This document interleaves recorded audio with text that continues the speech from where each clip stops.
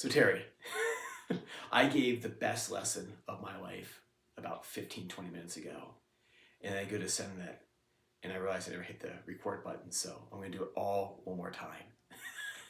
I hope you're doing well today. I'm going to do this lesson again. It was an awesome lesson. It's probably one of the best I ever gave in my life. One of the top lessons ever. It's gone now. I never hit that button over there to start recording. I just started talking and I was like, oh my God, I have to go stop and wait, and I just started hitting the play button. Anyway, I'll start one more time. So, I got your message about what you want me to talk about today. I'm going to talk about syncopation, some exercises you could do with that, and then maybe with the next pieces of the inverted cage project that we're doing right now. As far as is syncopation goes, that 100 those chapters 2 and 3 out of the 100 the 100 basic strum patterns is a great one to focus on. Obviously, you've already been doing that. Another one to do is something out of my reggae / ska curriculum, which roughly sits about levels. If I had to grade them out, reggae is like mid-level 3, starting off like beginning level 3. Ska is much faster. That's like a 4 into 5 kind of stuff. Reggae, you're talking about stuff that sounds like this.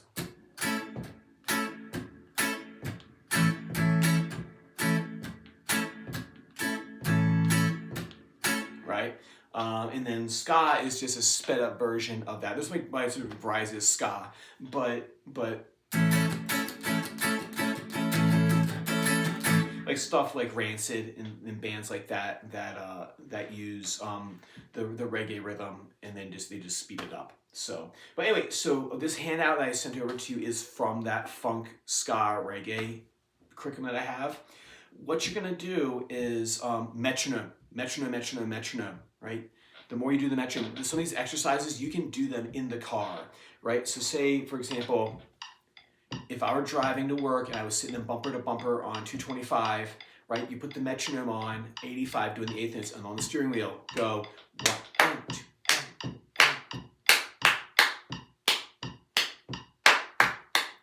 I can't tell you how many hours I sit there practicing that kind of stuff, or practicing different rhythms with a metronome.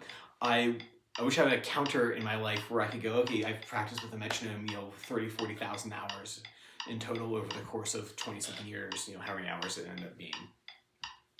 But the one thing that's been consistent with me after becoming more, thinking guitar is more an intellectual pursuit, is metronome, right? Like I said, it's just our best friend. It doesn't lie to us. Should you be able to play without the metronome? Absolutely. But in this situation, we're going to want to use the metronome, especially with your in your stage of development. You can't get it wrong. So I have this at 85, off the guitar, doing those rhythms out of the 100 basic rhythms book. Other thing is that handout I got you. So level 1 or exercise number 1, I'm going to pick this A chord right here, and it's just this. 3 and 4 and 1 and 2 and 3 and 4 and 1 and 2 and 3.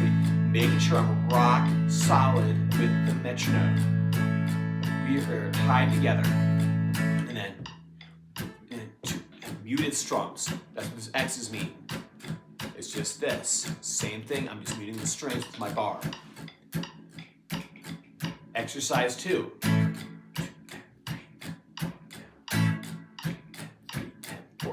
Count 2 and 3 and 4 with the metronome. 2 and 3 and 2 and 3 and 4. I'm applying pressure and then no pressure. I'm still touching the strings. And then 1 and 2 and 3 and 4 and 1 and 2 and 3.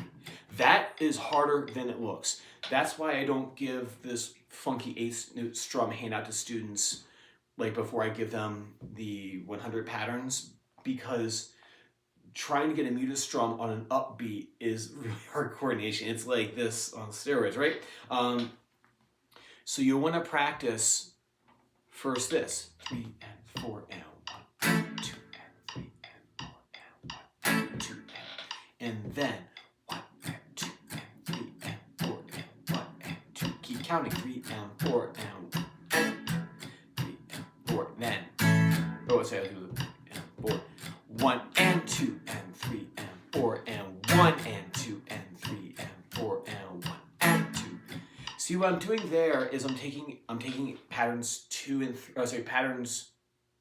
patterns 3 and 4 in the handout and doing them each on their own, right? Can I do both of them back and forth? Or can I do one by itself, really solid, spend an evening doing like the first 2 or 3, and then can you do pattern 4? And then once you can do that, then you see if you can flip between those two things where you're doing 1 and 2 and 3 and 4 and 1 and 2 and 3 and 4 and. So shooting for quality over how many you can do. I know there are 10 on the paper.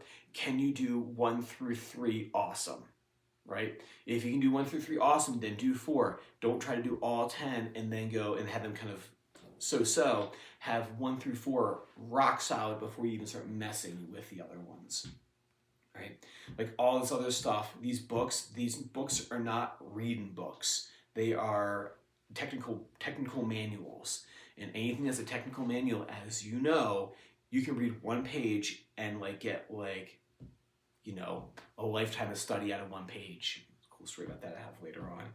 But yeah, I have all these books right here that are technical studies, textbooks from college, from grad school, books I just used over the years, and like I've never read one of them ever as I was reading, you know, Harry Potter, right? That's not the way these books are meant to be read. They're meant to be read 1 page, go digest it, come back and try add that to your playing, and then continue. That's why these books, I'll use them for years. And some books I've never actually finished. I have them on my shelf. I've used them for 20 years. I've never actually done like exercise myself because there's still value in those exercises. Anyway, so do that for me. Next is Caged. Still continue working on the inversions. The inversions, you've been doing the inversions on 4 through 2. The next inversions you're going to want to do are inversions on strings 3 through 1. So taking, for example, G form, right? I have my G chord right here. With the inversions, so we have our triads, right? So really we're going to have 3 useful inversions out of the 5 cage chords because we have redundancies of notes because they do overlap with one another. That's the way they're designed. They're designed to link together like this, like dovetail together. And so by doing that and having a triad, 3 notes, when you flip to the next set of the next inversion, which I wrote out here for you, you're only going to have 3 that are going to be like ones that you use on a regular basis. Eventually everything will be fair game. Like once you do them long enough, you will stop seeing them as 3 individual shapes and just like, you'll just see them like as like dots lighting up on the fretboard. It's really cool. So say for example, my first useful one here, I have my E form G chord, right? So I'm skipping this guy right here. I'm going right to E form. And we did this, right? So we had 4 through 2. The next one is going to be this guy right here. For setup.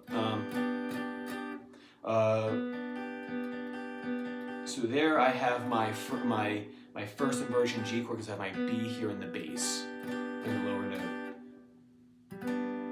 4 through 2, 3 through 1.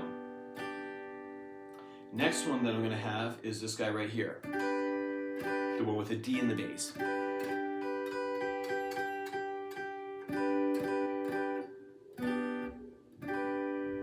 So you go here, and then you have A form.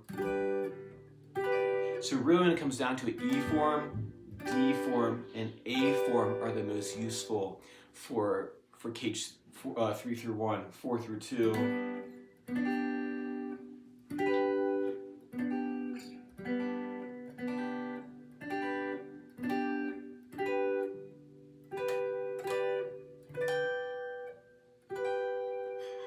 Right, all over the fretboard. But be able to play through 3 through 1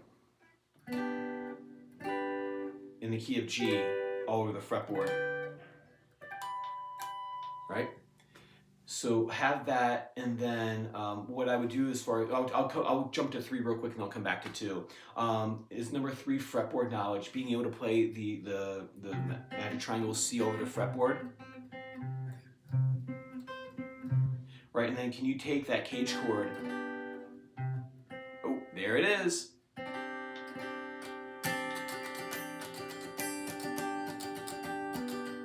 like you said, sus2s and sus4s, what Jerry and a lot of the Southern rock guys are doing, and a lot of bluegrass stuff. So,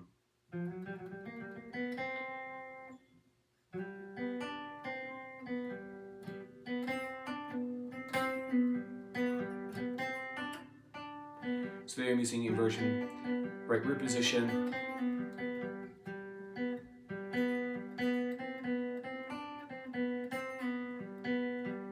Right, where here, I've added that to my chord here. There's that C. I go to my next chord. This one you've probably played before. It's this thing. What Petty was using there was a sus4. There's my C right there. So C is the sus4 of the G. So I have this so far. Right. Then I go here. There's the C on that one. Oops.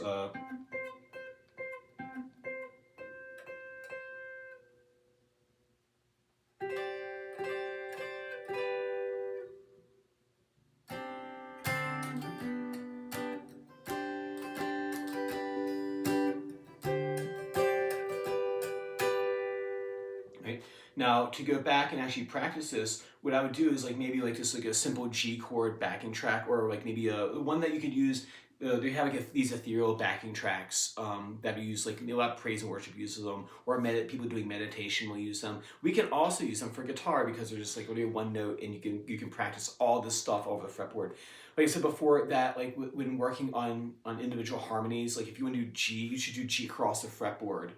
And then do like a simple backtrack where it's just like one chord. That way you see where all the things are. And then you go, okay, now we're gonna do the key, now we're gonna do C, we're gonna do them all over the fretboard, do a C ethereal backing track, and then when you got both of them good on their own, then you piece them together and go, okay, now I'm gonna do a song that does a,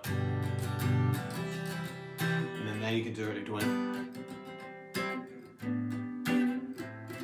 right, all that stuff. I've dialed in here. I got a new synth pedal, so I'm going to use it now. And so this one here is this backtrack.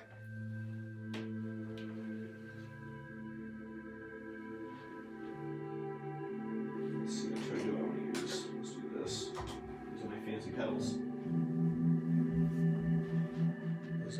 Got the Meris Enzo X the other day, so I'm using it for everything. And I'll just take, first I'll do 4 through 2.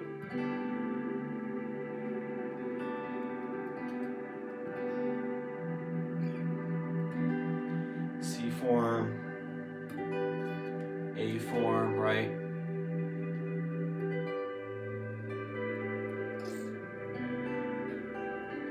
I'll play them single notes.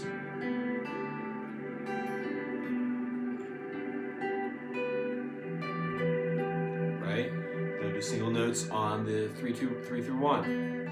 Once I know where all the shapes are.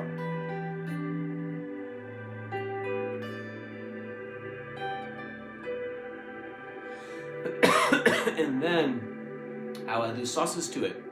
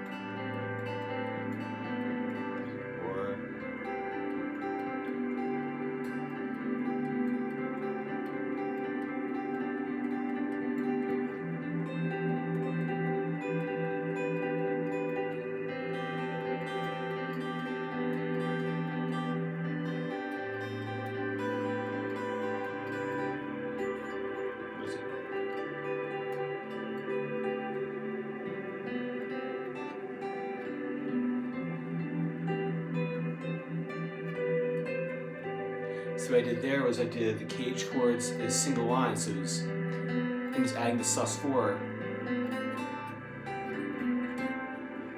connecting them up the neck.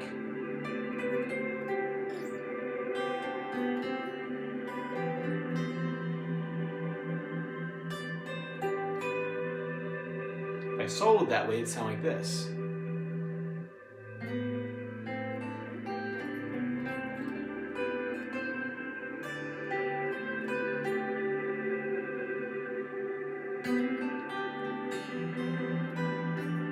Ooh, that'll be fun when I talk about that.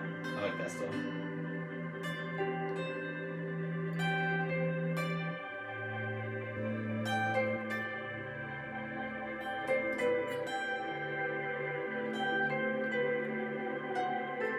Ooh, wait around this.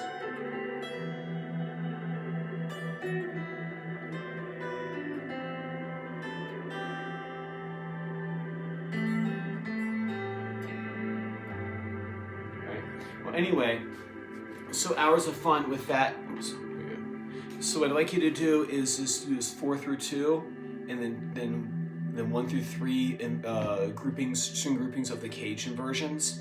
And then once you can find C on the fretboard, try to do the cage chord with that C in there, that sus4. And then that's what we'll do to create solo lines that get away from just kind of like running like, okay, here's cage, here's a pentatonic. You go, okay, here's the arpeggio, and I've added the sus4 to it.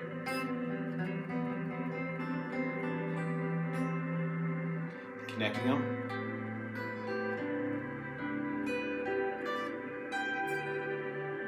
And then you get melodic solos.